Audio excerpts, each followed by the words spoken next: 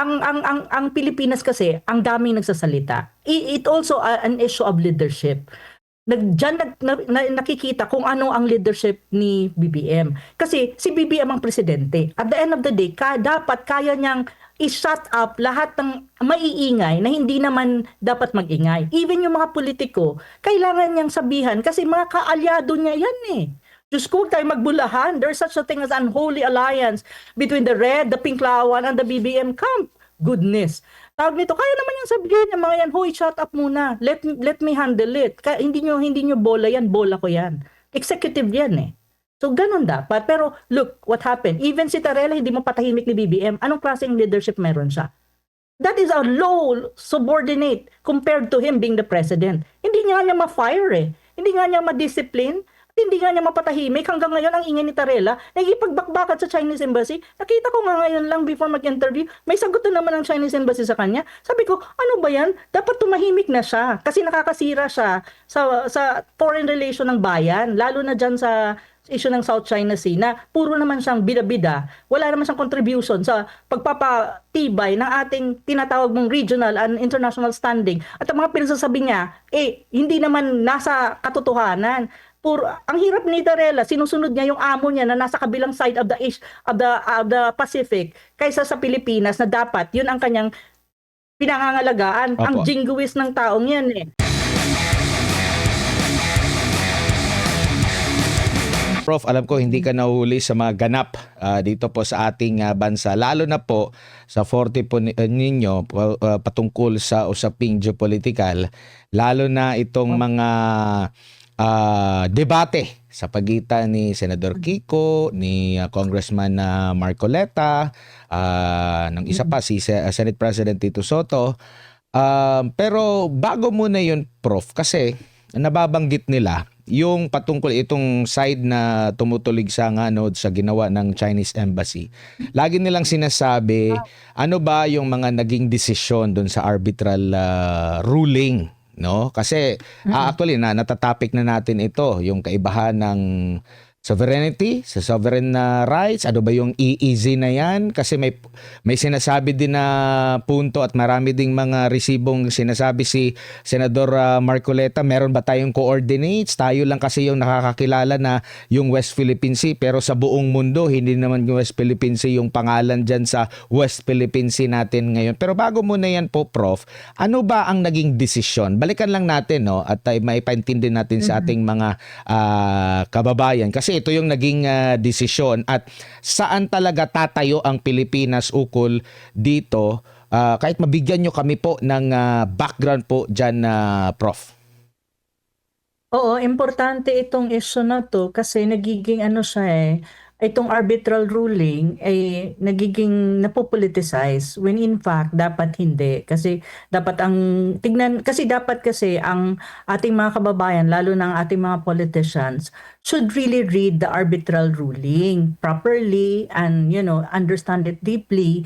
At saka actually sa akin, before anything else, ang dapat talagang mag-articulate nito ay ang Department of Foreign Affairs. And even the Department of Foreign Affairs, I think the diplomats that we have and also yung mga staff dyan, especially yung leadership nila, they should also study on the arbitral ruling and honestly see what it is really all about. Kasi ang hirap na ang dami nagsasalita pero ang DFA actually is tahimik. So nawawala sa kanila ang microphone. Kasi ang nangyayari ngayon ng ating mga bida-bida ng mga politicians tulad ni Kiko and et al.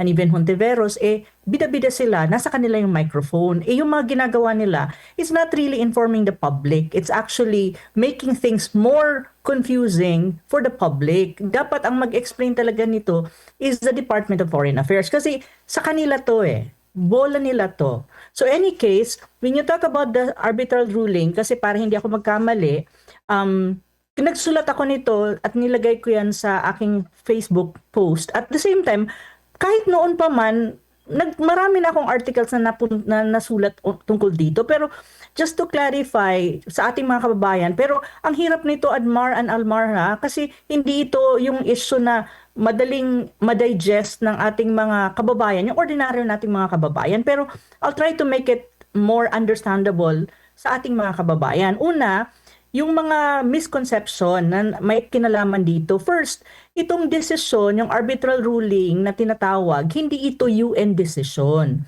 That's one thing. When you talk about UN, it means the United Nations. No, hindi siya. Kasi hindi naman ito dumaan sa UN body or sanction ng UN as a whole.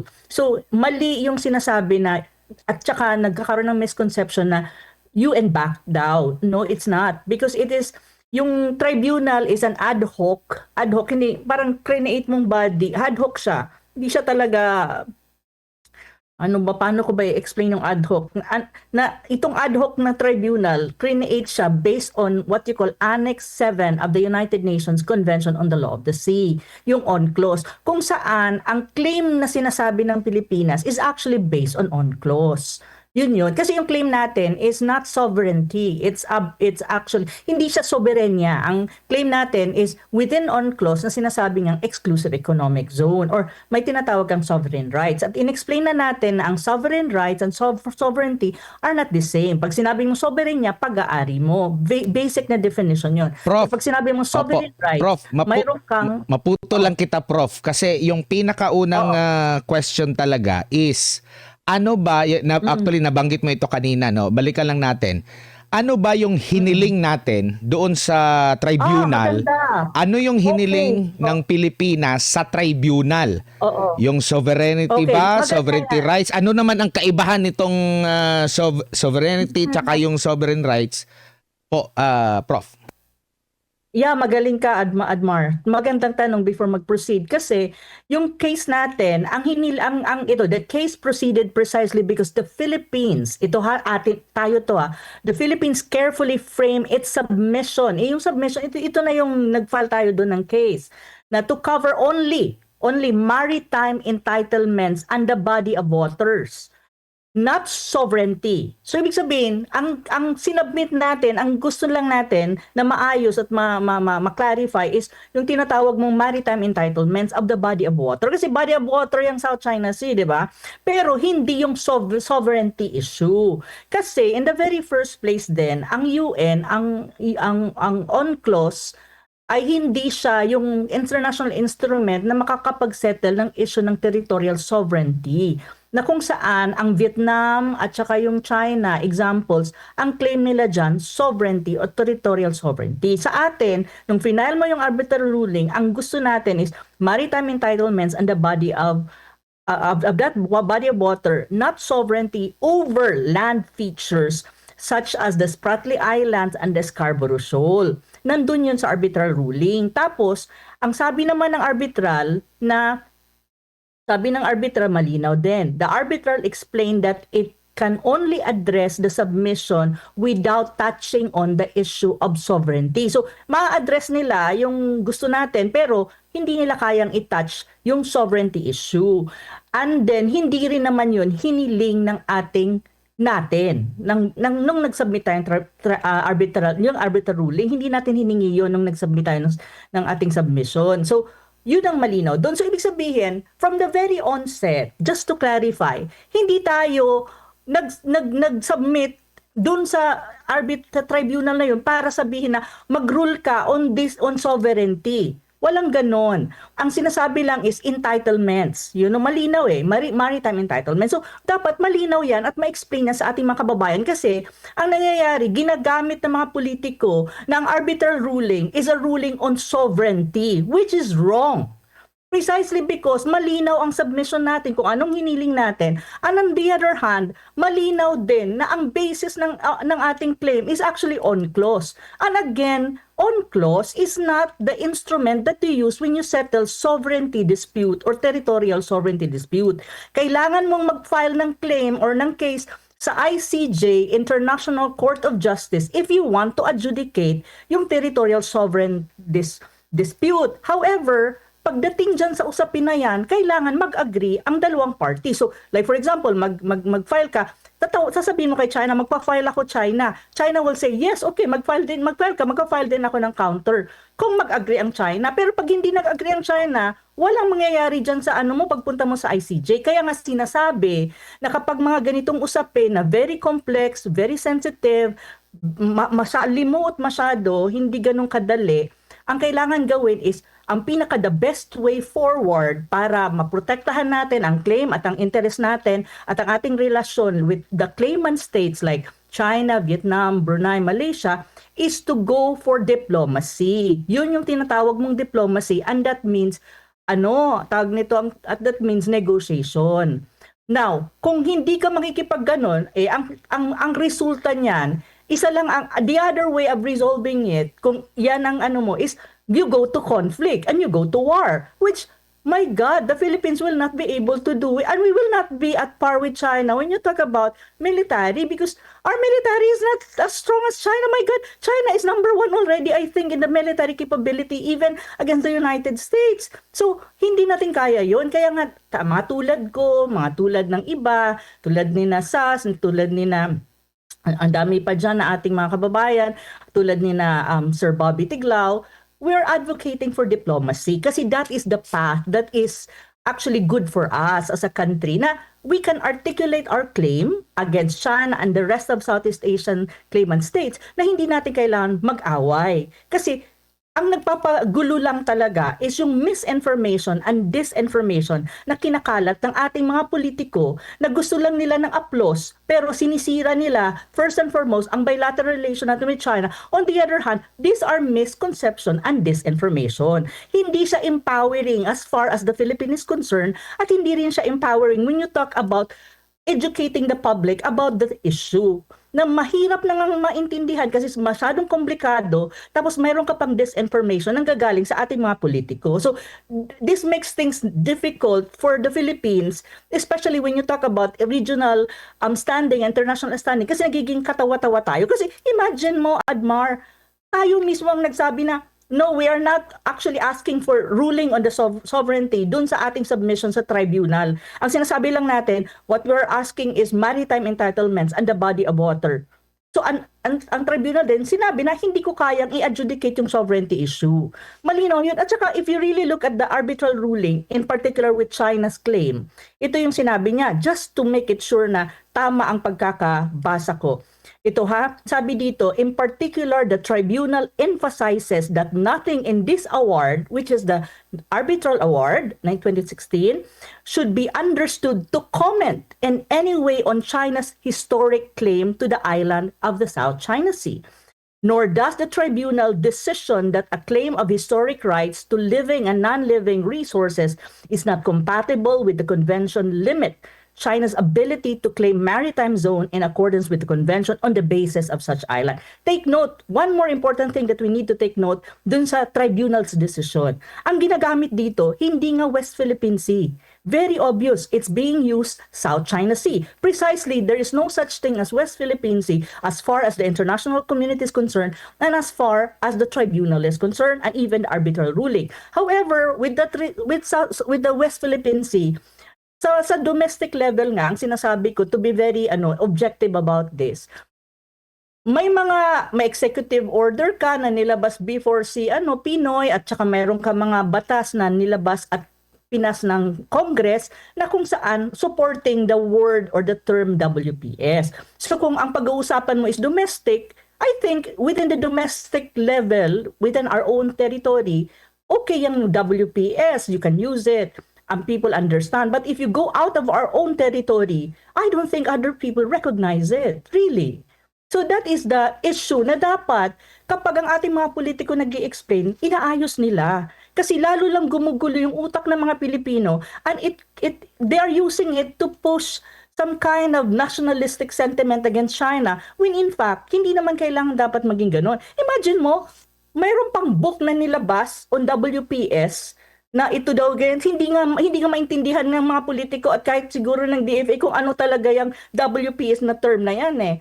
So ngayon, may mga book nilabas. Why? What is the purpose of that? To hate the Chinese? My God, that is not how education should be, extended to our young minds and especially the kids. Hindi ganoon. Mahirap nga intindihin yung mga issue ng isang dalubhasa na how much more sa mga bata na yung isip bata pa, alam mo yun, mga kids, imagine mo. So may mga ganon na kailangan linawin. So ang problema, ang media din hindi tumutulong except of course SMNI kasi kayo talaga tinatry nyo talagang ilabas yung katotohanan at ang totoo at maglinaw ng issue na very critical. Pero karamihan ng ating mainstream media, hindi rin sila tinutulungan tayo at saka ang ating mga Pilipino na magkaroon ng really informed and deeper understanding on this very critical issue para hindi maglabo-labo at hindi rin ma-compromise ang ating bilateral relations with China, which is very important, especially when you talk about trade and economics. So yun Admar. So mabuti Opo. na lang at iyong tinanong. Opo. Oo. Dito So, po sa mm, ano po, yung naging desisyon, no, para at least medyo mas masimplehan natin. Yung Oo, kasi nakapaloob may sa komplikado ito, Admar. Opo, sa UNCLOS, hindi pinag-usapan yung soberanya. Nananatili siyang disputed, no? Kumbaga, Yes, wala rin silang sinabi na sa China, wala rin silang sinabi na sa Pilipinas at nananatiling disputed 'yan maliban na lang kung reresolbahin ito ng dalawang bansa sa pamamagitan ng isang giyera, no? Malalaman kung sino talaga ang kanino talaga 'yan. Which is malabo namang talagang mangyari at kung magkakagera tayo para lang diyan malabong manalo tayo. Hindi rin siya worth it. Opo. I mean, di ba? I mean, ikaw, Admar, magkikipaggera ka ba over rocks? Kasi even the Scarborough Shoal was, ang sabi ng tribunal, Bato. it's a rock. So, Hindi isla. magkikipaggera ka ba? Bato? Oo, di Opo. ba? Ikaw ba? Pilipino ka, magkikipaggera ka on that? Ay naku po, dito nga sa Pilipinas natin, marami pang mga dapat ngang pagtuunan ng pansin, hindi po ba? Pero Prof, ano ba ang sinasabi? Ano yung nasa batas sa UNCLOS na pumabor sa atin sa simpleng termino, yung sinasabing sovereign rights? Hanggang saan lang yung pwede nating gamitin diyan sa bahagi na yan, sa South China Sea, sa West Philippine Sea, hanggang ano lang yung pwede nating gawin diyan? Kasi parang sinagot din dyan yung sa traditional fishing rights at inoobserba at hindi lang Pilipinas yung parang kinikilala ng tribunal na mabigyan ng karapatan na makapagpangisda dyan, no? So maliban doon sa pangingisda, which possible babanggitin mo yan, ano pa ang pwede nating gawin dyan sa napanalunan natin o yung sinasabi po ng tribunal na yan dyan sa lugar na yan? Okay. Para mas maintindihan natin mga kababayan, ano ba ang talagang, kumbaga, what we won? Ano yung napanulunan? Kung may napanalunan man. Kasi ang hirap pang sabing napanalunan mo kung ang sinabi lang ng tribunal is clarificatory. Diba? At saka, one thing that you have to remember, walang implementing body or implementing force or yung alam mo yung whatever it is na ang UNCLOS kasi wala siyang implementing force. So, hindi mo ma-implement even yung sinasabing quote-unquote na napalalunan natin sa arbitral ruling. So, on the other hand, it's not a backup by the UN system. So, paano nila i-implement yan? So, yan. Pero just to clarify, and also para hindi ako magkamali kasi kailangan itong mag-precise. Ang sinabi lang ng 2016 Arbitral Tribunal did not rule again on territorial sovereignty. It did not determine ownership of any land features such as Spratly or Scarborough Shoal claimed by the Philippines, China, Vietnam, or Malaysia. Imagine mo, ilang claimant states yan. Likewise, it did not draw or delimit maritime boundaries between states. Instead, the ruling focused exclusively on maritime entitlements under UNCLOS.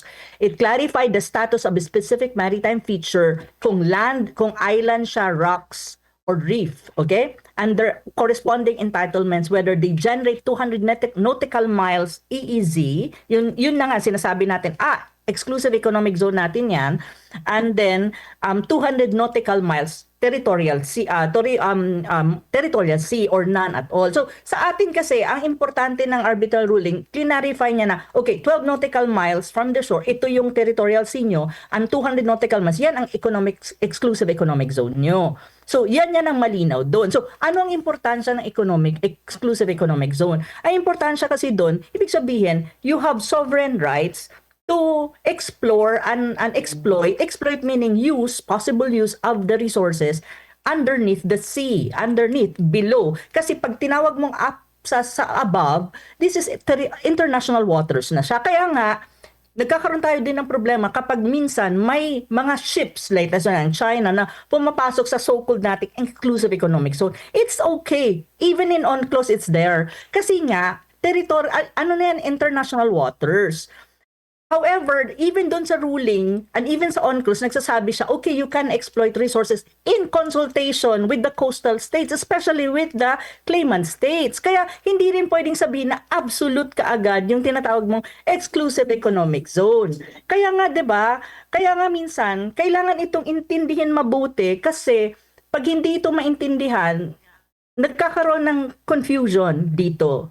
At saka ano pa ang importante na sinabi ng ng exclusive ng tribunal ng 2016 tribunal, ni-rule out niya na ang nine dash line ng China, which is the historic rights of China, is not valid. However, one thing that you have to remember on the China side, ang claim nga nila territorial sovereignty. So which is very different from our claim na based on UNCLOS. So ang adjudication ng territorial sovereignty claim is not within UNCLOS, in a higher level, which is the ICJ kung gusto mo mag-file. So kaya nga, di ba sabi ko, may overlapping claim ka, pero ang reference point ng mga claim ng ibang bansa ay hindi pare-parehas. Kaya ang hirap niyang mahirap, complex nga siya. So, yun nga yung sinasabi ko. Kaya lang, ginagamit nga ng mga politiko itong complexity. Tapos sinabi pa niya na sabi ng arbitral ruling, ang Scarborough Shoal is a rock. You see? Rock. So, ibig sabihin, it would never generate some kind of, therefore, cannot generate an EEZ, so exclusive economic zone. Pero ang maganda lang dun sa tribunal, which is yun ang dapat nating i-promote at yun ang dapat natin i-capitalize, i-maximize, is yung tinatawag na itong Scarborough Shoal is a traditional fishing rights, fishing ground. Ibig sabihin, fishing ground for all claimant states. And that would include Filipino, Chinese, and Vietnamese, and others. So, yun ang dapat nating gamitin na, China, sabi, please, try to look at this. This is a tradition, as far as UNCLOS is concerned, this is a traditional, fishing area. So, we can also fish. Why don't we have an agreement on this? Why don't you consider this? Yun yung kailangan mo assert. Kasi ang pinaka-importante naman kasi dyan is yung tinatawag mong livelihood ng ating mga kababayan. And I don't think, to be very frank, that China will not sit down and agree with this.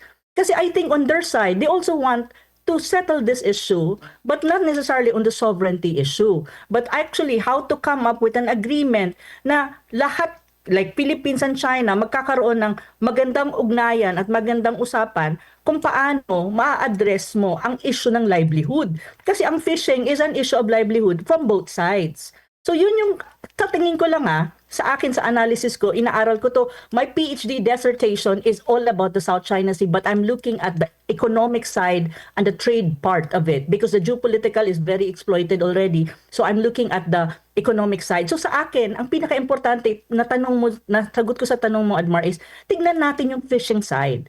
Kasi dito, malinaw. Ang sinasabi naman ng arbitral, at I think supported by UNCLOS, fishing ground siya ng lahat. So kung lahat, ibig sabihin, as Filipinos, we also have the right to fish in that area. So why not? That is our negotiating point. At yun ang talagang magbe-benefit ang ating mga kababayan na nagfi-fish at ang fishing is their livelihood. So that is one of my point. Na kailangan natin i-assert and at the same time, pero i-assert in a diplomatic, peaceful way. Hindi yung makikipag-gitgitan tayo na maliit naman tayo at wala tayong, hindi natin kaya. My gosh. Hindi natin kaya. Sorry hindi natin kaya yan. So, yun yung, at saka marami pa naman, di ba? Kaya nga, di ba, nung panahon ni President Duterte, Admar, may isa ata silang MOU na may kinalaman dyan sa paano ang ating mga kababayan magkakaroon ng chances to fish in that area in the Scarborough Shoal. Pero right now kasi, Admar, to be very honest din sa iyo at sa ating mga kababayan, dahil nga sa bakbakan ng dalawang bansa, exchange of words na maaanghang, ang posisyon ng China is hardening and hardening. So pag sinabi mong hardening and hardening, ibig sabihin, pinapatrol nila talaga yung Scarborough Shoal. And on the other hand, they also have an upper hand because de facto-wise, they control the area. And when you say they control the area, they have their Coast Guard, they have their Navy. And I don't think the Philippines, even with the United States presence, will be able to win over kung sino ang kukontrol, kung makukuha mo yung control dyan. I don't think so. That is one thing that I can tell you. So right now, ang maganda talaga dito is makipag-negotiate tayo. Wag na tayo ng mga bida-bida. Kasi to be very honest, given the economy ng Pilipinas na collapsing, hindi Opo. natin kaya. Prof. Kailangan natin maging wise kung ano ang ating pwedeng gamitin na leverage over China. Opo, Prof, kasama ba doon sa karapatan natin na i-exploit yung magkaroon tayo ng oil exploration? Well, it depends on the disputed area. Kung ang oil exploration natin is nasa side natin, ang controlled natin, yung occupied territories natin, hindi na kasi sa issue ng South China Sea, malinaw din ang sinasabi ng 2012 I think na mayroon may sinasabi na status quo. So status quo na sinasabi na halimbawa, yung occupied areas natin, occupied na natin yon. So, hindi nila papakialaman yon, let us say ng China and Vietnam. Occupied natin. So, kung dyan sa mga occupied area, mayroon kang kailangan mong gawin, like exploration of oil, whatsoever, as long as it's your occupied area and especially doon sa hindi disputed area, you can actually do that. However, mahirap ngayon ang sitwasyon.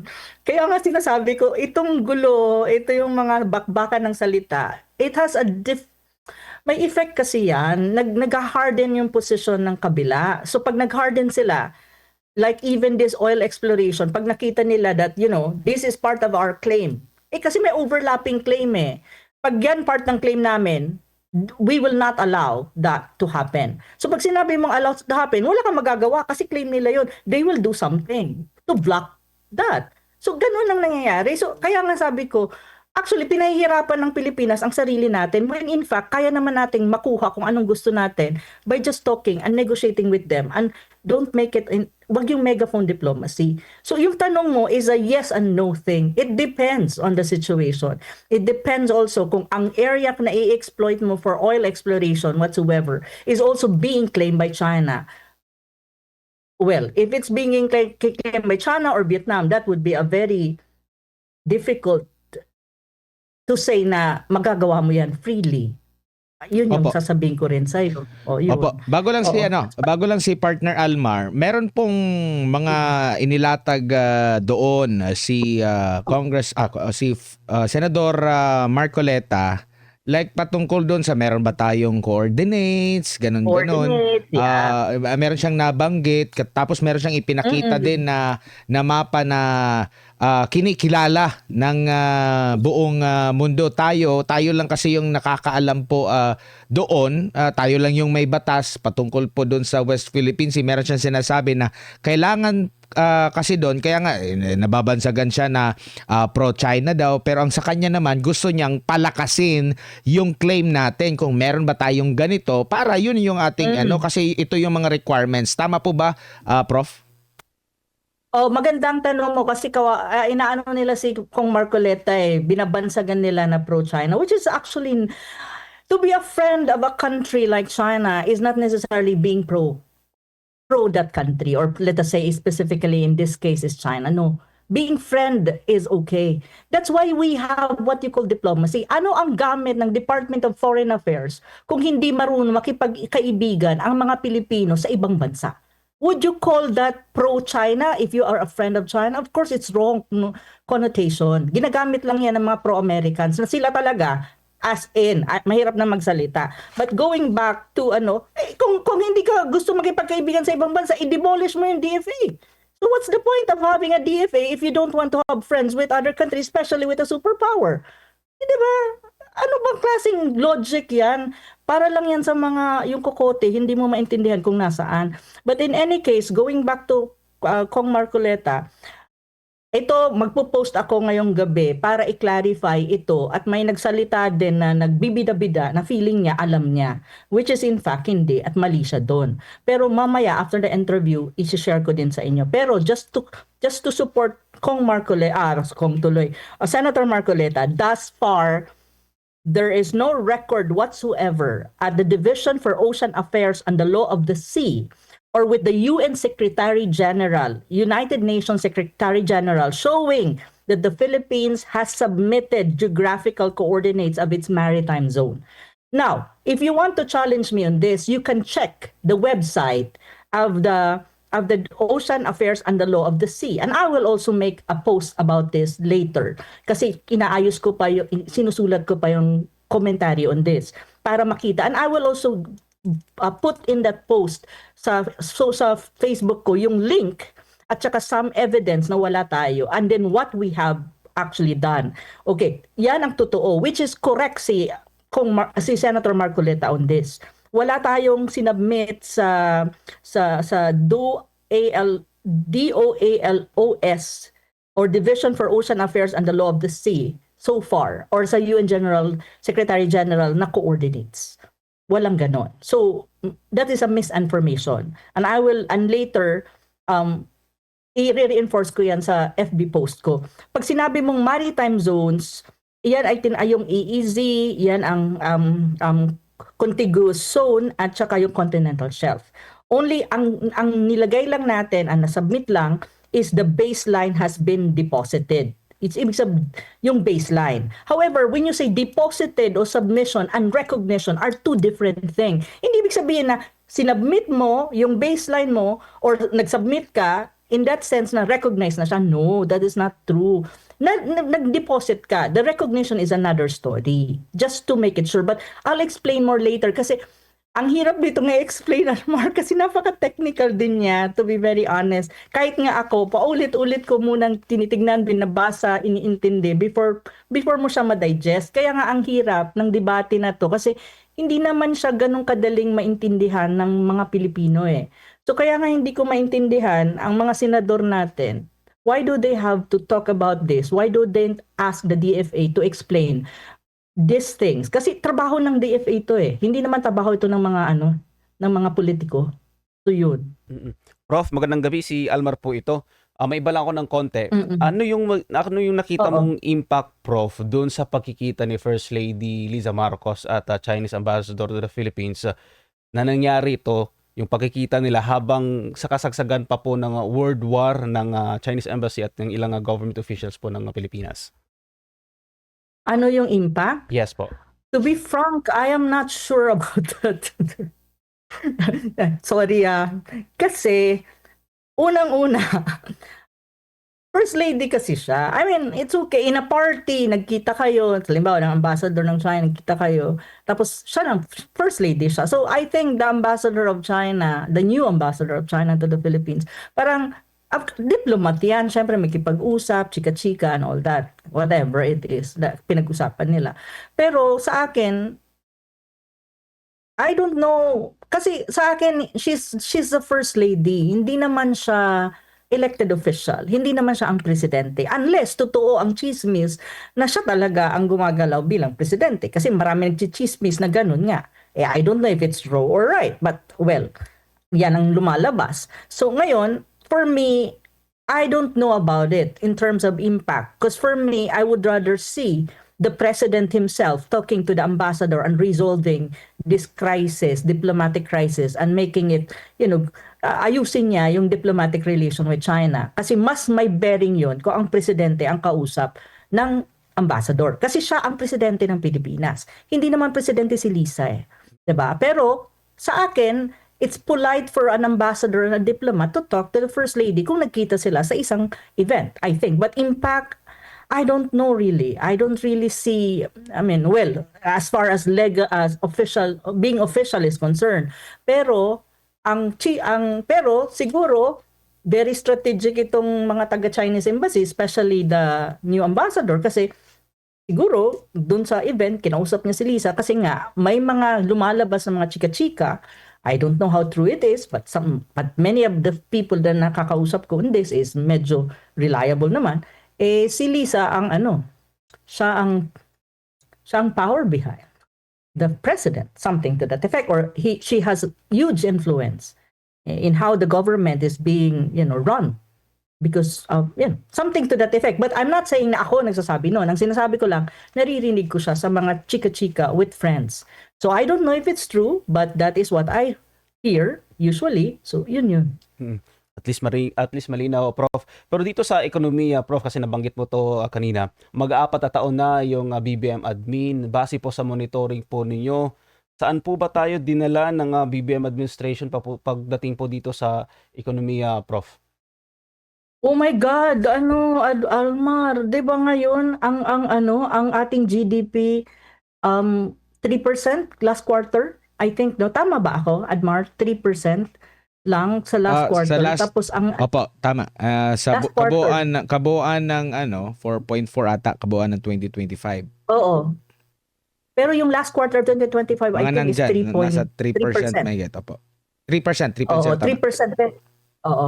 Pero ang target natin supposedly for 2025 is 5 to 6%, I think. 5.5 to Binaba na nga nila yun 6.5% eh. ang Mataas target. yung unang target, tapos nakita siguro nila na hindi kayang ma-meet. Binaba na nila, pero hindi pa rin na-meet.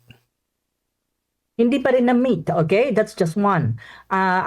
That's ano ang indication niyan? So ibig sabihin, mataas na, binaba mo pa, hindi mo pa rin na-meet. At malayo ang, medyo may gap talaga kasi 4.4 as against to 6. It's already 2%, 2-digit yan. And 2-digit, when you talk about economy, is a huge, malaking ano yan, malaking usapin yan. So ibig sabihin, may problema ka sa ekonomiya mo. And one thing that you have to remember, that's just GDP. Second is yung utang. May bago akong nakitang news ngayon lang na ang utang natin ay tumataas na naman. Hindi na lang siya 17, how do you call that? 17 trillion. More than 17 trillion na. Tama? Opo. Tama ako, no, Admar? Tama, mahigit 17 Oo, trillion na po, 17 2025. Oo, tapos another factor that you have to see is yung pagbaba ng foreign investors or investor na pumapasok sa Pilipinas. Alam mo, importante ang foreign capital and foreign investment sa Pilipinas. By the way, for other people na mga may hilig magchika-chika, ang PhD ko po sa Peking University is economics. So naiintindihan ko po ang ekonomiya, ang usaping ekonomiya. Okay? Just to clarify. On the other hand, yung pagdating naman po ng peso, mataas ang peso na umaabot na ng 60. So ibig sabihin, that's an indication na may problema ang ekonomiya natin. Ang utang natin mas mataas na sa 17 trillion. So ibig sabihin, nagbaborrow to finance your own government. On the other hand, ano pa ba ang pumapasok na mga pumapasok sa Pilipinas ng mga foreign investors bumaba, especially in 2025. Malaki ang dip. Pag bumaba ang foreign investor mo, ibig sabihin you don't have new capital na tutulong sa ekonomiya mo para magkaroon ka ng iba pang industry na magki-create siya ng mga jobs and revenue and all that. So lahat ng economic indicators natin is going down. So pag lahat ng indicators mo is going down, ibig sabihin may mali sa economic management ng Pilipinas. So bakit hindi yan maintindihan ni BBM? Ang sinasabi niya dahil yan dyan sa climate change at dahil daw dyan sa investigation ng corruption. Sabi ko, my God, bakit? Bakit naman yung alam mo, unang-una dapat niya maintindihan kung iyan ay may kinalaman ang kanyang reasoning, may kinalaman sa climate change. In the very first place, problema pa rin niya yan. Kasi ang pinakamalaking issue ng massive corruption in government na dapat may nakulong na is flood control. And flood control is what? Bakit ka ba nagkakaroon ng flood control projects, infrastructure? Di ba para masugpo mo ang negative impact ng climate change? Kasi ang Pilipinas, bagyuhin. Diba ganon? So, ibig mo sabihin, sinisi niya yung climate change pero hindi niya inaamin na may kinalaman ang flood control project sa climate change. Ano yun? So, alam mo, ang hilig kasi nila mag-divert ng issue. They don't confront the issue na ang ekonomiya at ang Pilipinas talaga, yung ating economy is collapsing. Hindi ko nga alam kung bankrupt na tayo kasi sa 2026 budget ata, nabasa ko, I will work on a commentary on this, na tawag nito, parang selling a bonds sa US. Alam mo, pag ganun kasi ibig sabihin, inuutang mo ang iyong 2026 financing for your government. Sabi ko, so wala ng pera pero hindi pa rin nila inaamin na may problema ang ekonomiya. At gusto pa nila makipagbakbakan sa China. Given the stand of the economy. And one thing that tinignan ko rin yung peso. 'Di ba? Kasi may nag-argue na the peso ko is strong because the other currency is weak, especially with Japan or Japanese currency. Sabi ko mali. Kasi nung tinignan ko yung datos, yung hard data, all throughout government, all throughout the presidency of BBM, mula nung siya naging presidente after 6 months until now, ang peso pababa ng pababa, ibig sabihin depreciating siya or lalo siyang humihina as against the dollar. Kapag ganyan ang trend ng peso mo, malaking usapin yan. Alam mo kung bakit? Kasi ibig sabihin may problema ang ekonomiya plus the fact na pagdating sa international trade, especially when it comes to imports. Kasi umi-import tayo ng maraming kung ano-anong goods eh. Kasi pag hindi ka nag-import, mamamatay yung ang ekonomiya mo, at especially mga tao like bigas, lahat na lang ata ng basic commodity ini-import natin, wala tayong industry na maganda sa agriculture eh. So kapag mababa ang ang peso mo as against the dollars, ibig sabihin mas malaki ang kailangan nating pera para matustusan ang imports natin. Tapos ang export natin hindi maganda at mahina. Plus the fact na hindi pa niya ma-argue yung tariff trade na ini-impose ni Trump sa Pilipinas. So, alam mo yon, if you just look at this basic economic factors, alam mo na ang ekonomiya ng Pilipinas problematic. At ang sinasabi nila hindi massive corruption in government. No, it is massive corruption in government. Precisely because ang mga investors hindi nga mag-i-invest kapag ang corruption index mo mataas. And on the other hand, yung kinukorrupt ng mga politiko na yan, imbis na ilagay mo yan sa mga productive activities na makakatulong sa ekonomiya mo at sa social welfare mo, nawala na. Nandun sa bulsa nila. So it also affects in many ways kung paano nagkakaroon ng negative impact sa economy at sa social welfare ng mga kababayan natin, especially infrastructure. Kasi sa isang bansa, if you want your country to have economic growth talaga na mabilis, kailangan mong infrastructure, especially ang Pilipinas, land, bridges, alam mo, lahat ng klaseng infrastructure na kailangan. Kasi ang Pilipinas, siya, island, iba't ibang island, kailangan mo ng magandang infrastructure, mabilis, including digital. Now, kung ang corruption mo is nasa DPWH, sana yung pera for all of this. So, do you really think it doesn't have an impact on the economy? So, yun. Kaya, wag na tayong magbulahan dito. Ang ekonomiya ng Pilipinas is may sakit. Nasa na siya? Stage 4 cancer. Kung may stage 4, baka mag-stage 5 yan. 'Di ba? So ganun lang ang picture na pwede kong ibigay para lang maintindihan ng ating mga kababayan na, hey, wake up. Medyo hindi na okay ang ating ekonomiya. At saka ang ating presidente, biniblame pa rin ang climate change, ang hangin, ang ulan, kung bakit ang ekonomiya ng Pilipinas under his reign, under his presidency is problematic. Yun yung nakakainis doon. Bakit hindi niya aminin na may problema ang ekonomiya? Para kapag naamin niya, then probably we can have a good solution to the problem. But the problem is, he doesn't even know what to do. I don't know if he knows what to do. And hindi nga niya kayang i-resolve yung basic issue when you talk about governance, massive corruption in government. May nakulong na ba? Wala. Ang nakukulong lang at na-investigahan is yung mga middleman, which is like, for example, the Diskaya. But these are just middle people. Hindi mo, ang kailangan mong tuhugin dyan, is yung nasa taas. Kasi sila talaga ang author nito ng mga massive corruption in government. So, yun yung masasabi ko dyan. Prof, tama ba na isa din sa nagpapadagdag sa sakit nagsakit sa ekonomiya yung pagbaba ng bilang ng mga turismo na pumupunta sa Pilipinas at in fact yung Philippine government parang sinisikap nila na ligawan yung China na binibigyan nila ng, kung hindi ko nakakamali, yung e-visa para at least bumalik dito sa Pilipinas, Prof. Actually, Almar at Admar, ang tourism industry is supposedly, yun ang isa sa mga saving grace ng ating ekonomiya at ng ating bansa. Bakit? Because we're supposed to have an advantage. Dahil unang-una, magaling mag-English ang mga Pilipino. Mga bata pa lang magaling na mag-English, diba? So, kapag may mga papasok na foreigner, they will not have difficulty communication. Communication is very important when you talk about international relation or when you talk about relationship with foreign people. Especially, kasi we have that advantage kasi we have the upper hand when you talk about English language command. So, dapat, at saka marami tayong magagandang lugar, marami tayong mga beaches. So, supposedly, ang tourism industry is our saving grace na natutulong siya dapat na malaki para magkaroon ka ng revenue. Ang problema mo ganito. Una, infrastructure. Pangalawa, digital. internet. Lumabas ka lang nga ng Pilipinas, wala ka ng internet access. Mahina na, mahal pa ang internet mo. Second, mahal ang bilihin ng mga pagkain. Pangalawa, transportation mo. Mayroon ka bang train? Halimbawa, from Manila going to Boracay, may train ka ba? Ang mga barko ba okay?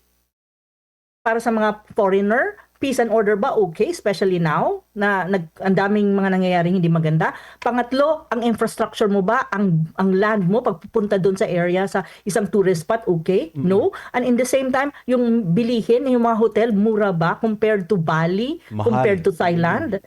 Mahal, lahat nakataas. Kahit So nga yung kung mga ikaw ang local, foreigner, kahit nga mga local, yung local hindi hotel, mahal. hindi ma-avail yung ating tourism dito sa Pilipinas. Hindi, at saka even yung airfare, kasi ang pinaka-convenient is to fly. Pero how much is the flight? Mas gusto ko, kung bibili ka ng ticket from Manila papuntang Boracay, gagastos ka ng malaki, pero mas maliit ang gagastusin mo kung mag-fly ka from Manila going to Thailand, to Bangkok, to be very honest. Kasi I know I fly eh. So yun yung sinasabi ko.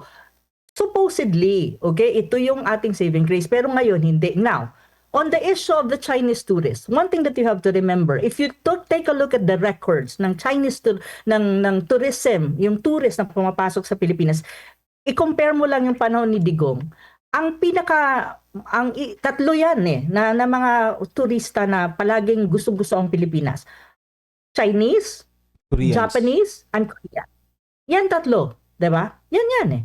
At sila din naman mga pera. Kasi kung magpapaturist ka, huwag kayong mga backpackers kasi walang pera yon. Kailangan mo yung mga turista na may pera para gagamitin nila, maggagastos talaga sila sa atin, and it will benefit and we gain revenue. It will benefit the local economy kung saan pupunta yung mga yan, at it will benefit the national economy. So, the national level. So, tatlo yan na if you really track the tourists sa Pilipinas na gustong-gusto ang Pilipinas pumuntahan, yung tatlong yan, East Asian countries ito eh.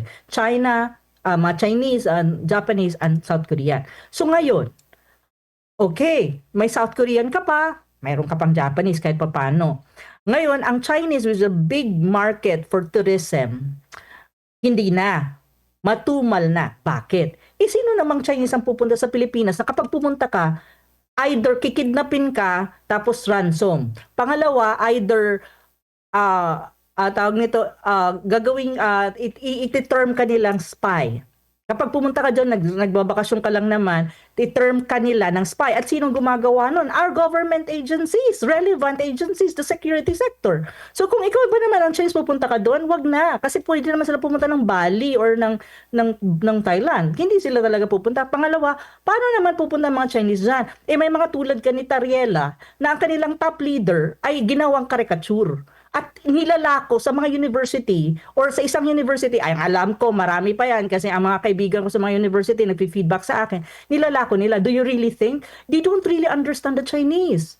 They the Chinese really, they have a high respect and high regard for their leaders. They respect them so much that if they see them being maligned in other countries, they will respond. And like for example, tourism, day sila pupunta dyan. Kasi ibig sabihin, wala kayong respeto sa aming leader. Paano kami pupunta sa inyo? Hindi nyo nare-respeto ang leader namin. So if you have this kind of personality, hindi nga political personalities na Riela ano siya di ba, a man in uniform. Kasi Coast Guard yan Commodore Kuno.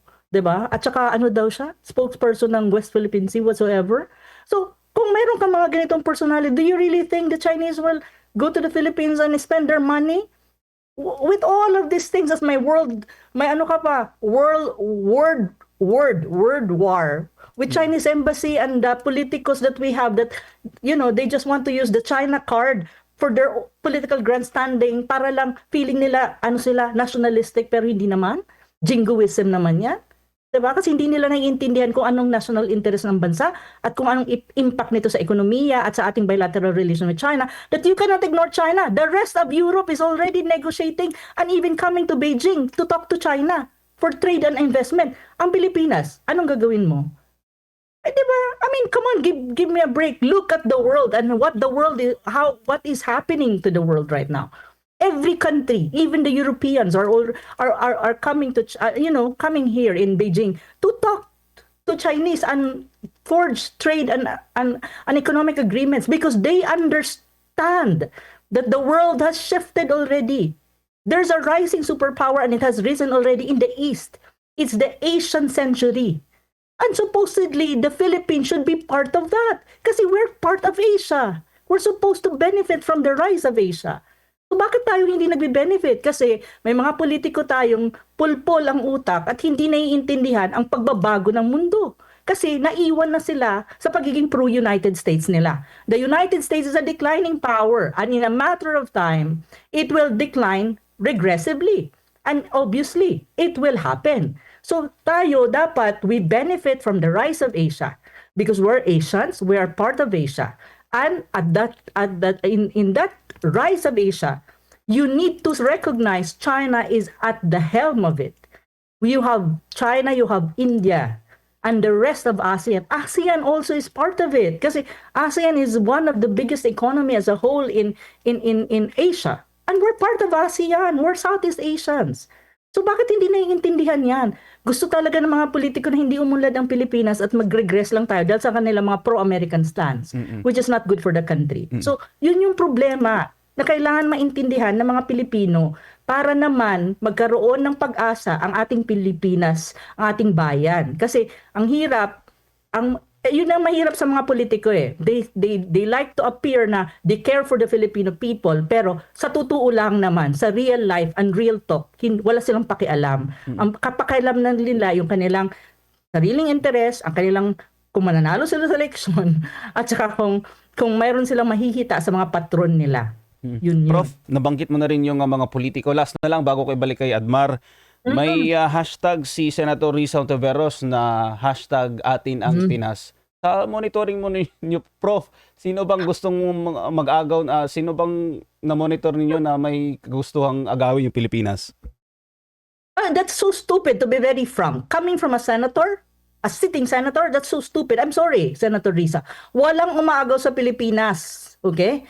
Philippines is recognized in the international community and even the United Nations as a sovereign state. No one is saying na inaangkin ng Pilipinas. At to be very frank, sino ba sa mga bansa sa mundo aangkin sa isang bansa na kahit nga tayo, alam natin malaki ang problema natin as a country. Malaki ang problema natin as a country. Well, di ba? Alam naman natin yung tayo magbulahan. Lahat ng tao sa mundo, alam nila kung ano ang sitwasyon ng Pilipinas. Do you really think there are countries in this world na gustong angkinin tayo, tas kukuha sila ng bato na ipupukpok sa ulo nila? Diyos ko, walang ganon. Ang mga bansa sa mundo ay hindi stupid. So for me, to be very honest, just for her to have a hashtag, may ganito, my God, I expect a lot from her as a sitting senator. So dapat naman, kung tatakbo siyang presidente, gandahan niya ang kanyang mga naratibo para hindi naman kawawa ang mga Pilipinas at magkaroon naman ng higher discourse given na senador siya. Yun lang mapapayo ko sa kanya. Walang umaangkin sa Pilipinas. The Philippines, as far as I'm concerned, as far as the United Nations is concerned, is a sovereign state at walang umaangkin doon. Isa lang naman ang bansa na gumagamit sa Pilipinas talaga. At alam niya yun, dapat. Kasi before, aktivista yan eh. Alam naman niya dapat kung sino ang dapat niyang ituro na umaangkin sa Pilipinas or using the Philippines as a strategic pawn in the overall geopolitical rivalry between superpowers at the moment. And that's the United States. But even then, the United States, hindi nga inaangkin ng Pilipinas, to be very frank, semi-colonial nga. Influence, not subjugation. Hindi nga pinopronounce nila inaangkin, but they are using our country as a strategic outpost against China in this overall geopolitical competition na mayroon itong mga superpowers na to, na hindi naman tayo dapat makialam kasi hindi naman tayo superpower. Diba? Nakatungtong ka lang kay Uncle Sam, hindi ibig sabihin na ikaw na si Uncle Sam. Yun eh. So, kaya hindi ko siya maintindihan. Bakit ba siya nag-hashtag ng mga ganyan? Anong purpose niya? To generate what? Sympathy? To tell to the whole world na nationalistic siya? My God, Filipino people, maybe they will, unang tingin nila maano siya, oo nga. Pero pag nag-isip-isip ang mga Pilipino, alam nila, hindi, hashtag lang to. Wala yang laman. Wala, kumbaga sa Bisaya, waray sulod. Sa waray sulod iton. So asya ito hiya. Kumbaga, asya iton. So ako, nakakairita ng ganun kasi you expect a lot from senators supposedly. Kasi they should be very careful in their statement. Pero ang problema kasi ng mga senador natin, lalo na yung mga kakandidato ko no sa 2028 is ginagamit nila itong mga hashtag as if projecting themselves as nationalistic when in fact kung i-scrutinize mo ng mabuti ang mga sinasabi nila and if you use a little of your brain you will see what is really the truth about their hashtags. Walang Opo. umaangkin sa Pilipinas. That is what is the truth. That is the truth. Kung gusto niya, itanong niya sa UN. Kung hindi na tayong member ng UN, siguro that's the time na pwede siyang magsabi na, tawag nito, umaangkin. Ang China, hindi nag-i-interest sa Pilipinas kasi kung gusto lang na China, kung ang interest niya sa angkinin ng Pilipinas, siguro matagal na. Nung panahon pa ng ng historical ancient time, China is already nung ancient time, kaya tinatawag nga siyang Middle Kingdom precisely because at that time, very powerful ang China. Opo. Kung yan lang naman pag-uusapan, nung panahon na yun, siguro kung talagang yun ang ang DNA ng China, mang-invade ng countries, which is not in the DNA of the Chinese, di matagal na sana, 'di ba? Ang usapin ng South China Sea, again, na pag-usapan na natin kanina with Admar, hindi siya usapin between ang claim natin dyan is not sovereignty. It's exclusive economic zone and sovereign rights. At in-explain ko na rin na magkaiba ang sovereignty at sovereign rights. And even yung exclusive economic zone, Admar, to be very frank, nagsulat nga ako ng aking articles on that. Sabi ko nga na even the so-called economic zone or exclusive economic zone must be properly understood. Sabi ko sa article ko, the award recognized EEZ rights in principle. But these rights are not absolute because the waters involved are subject to overlapping claims by China, Vietnam, Malaysia, and Taiwan. Under international law, overlapping EEZs must be resolved through delimitation agreements, not unilateral enforcement. An UNCLOS itself requires that such dispute be settled by agreement in accordance with international law. And that's in UNCLOS Articles 74 and 83. So even yung sinasabi natin EEZ, it's not absolute. Precisely nga, Opo. may overlapping claims nga.